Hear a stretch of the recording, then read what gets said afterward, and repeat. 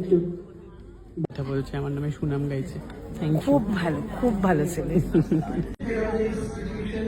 তো সেই জায়গা থেকে আমার খুবই ভালো লাগছে।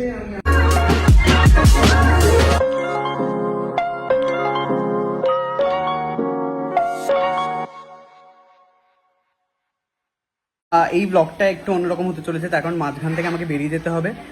মা, খুকু আর পিসি এখানেই থাকছে। একটা অ্যাওয়ার্ড শো রয়েছে যেখানে প্রচুর মানিগুণী লোকজনরা আসছেন। ঋতু সম্মান, সেখানে যাচ্ছি আমি।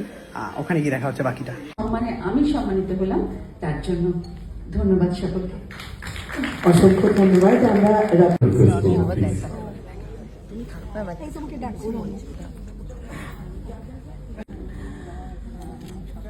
আজ এই নক্ষত্র খচিত সন্ধ্যায় ফ্ল্যাশ করে জ্বলে উঠলেই এটাই বলাই বাহুল্য। আর পরে কাজ করবে তো অপেক্ষা অদ্ভুতভাবে আমরা মহামাসীকে বরণ করে নিলাম।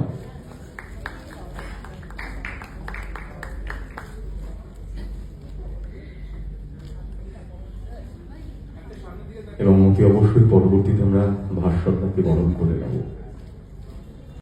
অতি অবশ্যই আমরা রাতুলদাকে বরণ করে নেব। মানুষগুলোকে বোধহয় আলাদা করে চেনানোর কোনো দরকার নেই। আপামোর বাঙালি, প্রত্যেকের ঘরের এবং অন্তরের মানুষ এনারা। আমার সৌভাগ্য আমি এনাদের সাথে দেখা করেছি, এনাদের সামনে থেকে দেখেছি, একই মঞ্চে আমিও পুরস্কৃত হতে পেরেছি। জানি না আমি কতটা ডিজার্ভ করি এই পুরস্কার।